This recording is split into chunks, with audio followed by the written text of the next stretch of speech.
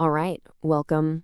Today, we're going to tackle one of the most fundamental parts of basically any web app, changing data.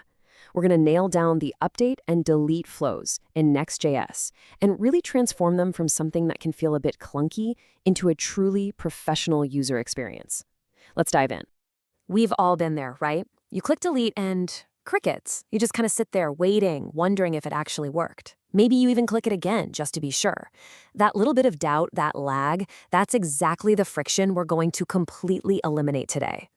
So our goal here isn't just about writing code that works. It's about creating an experience that feels instant, that feels responsive, and totally reliable. We want our users to feel this sense of confidence that when they click a button, the thing they wanted to happen happened immediately. That right there is the mark of a really great application. Okay, so how do we actually pull this off? Well, our whole journey is going to be built on one core tool that Next.js gives us for this exact purpose: Server Actions. The easiest way to think about Server Actions is like having a direct, secure hotline from your component right to your server. So instead of having to build out a whole separate API layer just to handle one little action, you can literally just write a function to delete a post and call it directly from your delete button. It's a massive simplification and a real game changer. But okay, that brings up our first little puzzle. Imagine you have a list of blog posts, right? And every single one has a delete button. How does your one generic delete post function know which post ID it's supposed to get rid of? We've got to pass it some context. And the answer is surprisingly elegant. It's just good old JavaScript's .bind method. What this does is pretty cool. It lets you create a pre-configured version of your function on the fly. You take your general delete post function, you bind the specific post ID to it, and bam, you get a brand new function that's perfectly tailored for that one item. It's a really powerful pattern. Okay, progress. We've just successfully deleted something from our database. But there's a problem. The user is still looking right at the thing they just deleted on their screen. This is what we call stale data, and it's a huge user experience killer. So let's solve that next. So here's what's happening under the hood. Next.js is all about speed, so it caches data like crazy.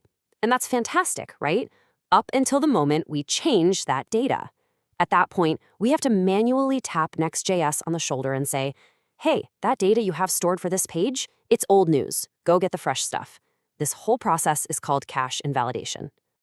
And lucky for us, Next.js gives us two great tools for this job. First, you've got revalidatePath. Think of this as the simple, direct approach. You just tell it the exact URL path that needs a refresh, like /blog. Done.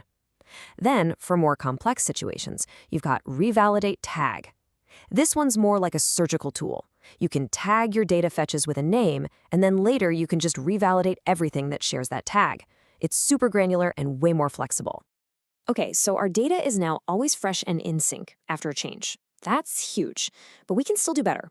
Let's add that final layer of polish that makes the user interface feel like absolute magic. This is honestly one of my favorite concepts in modern web development: optimistic UI. And the name says it all.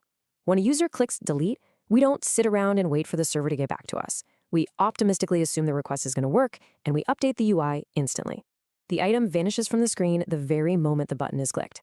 And the useOptimistic hook in React makes this flow super straightforward. So here's how it goes. 1. The user clicks the button. 2. The UI immediately updates with a temporary or optimistic state. 3. While that's happening, our server action is running in the background, doing the real work. And then 4, once the server gives the thumbs up, the page revalidates, and the real fresh data just seamlessly replaces our temporary state. To the user, it just feels like zero lag. It's incredible. The benefits here are massive. The user gets that instant feedback, which feels great. But here's the best part. What happens if the server action fails? Well, React automatically rolls back the optimistic change. The item just magically reappears. So you get this incredibly snappy feeling interface, but with a built-in safety net. It's a win-win. All right, we've collected all the individual pieces. Now it's time to put them all together and build our masterpiece, a truly production-ready edit post form. Because let's be real, a professional-grade form is way more than just an input field and a submit button. It has to do a few things really well. It needs to be pre-filled with the current data. It absolutely has to validate the user's input. It needs to clearly show the user when it's busy. And crucially, It needs to display helpful error messages if something goes wrong. First things first, an easy one but so important for the edit experience, just use default value and default checked to pre-populate your form. When a user clicks edit, they fully expect to see the current title and content already sitting there ready for them to tweak. It's a small detail that makes a huge difference. Now for the brains of the operation. We're going to use a hook called useActionState. Think of this as your form's command center. It connects your UI to your server action and gives you back two vital pieces of information. First, a handy little Boolean that tells you if the form is correctly submitting, and second, the actual state that comes back from the server, which is where we'll stick our validation errors. Using that pending state is absolutely non-negotiable for a good user experience. When the form is submitting, you have to disable the submit button and change its text to something like updating, or maybe show a spinner. This prevents those frustrating double clicks and clearly tells the user, hey, I'm working on it. So let's do a quick recap of the key takeaways. First, use binding to give your server actions the specific context they need to do their job. Second, always use revalidatePath or revalidateTag to keep your UI perfectly in sync with your database. Third, you can really elevate the user experience with useOptimistic for that instant, snappy feel.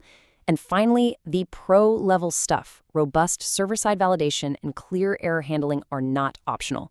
Oh, and please, always confirm destructive actions like a delete. And there you have it.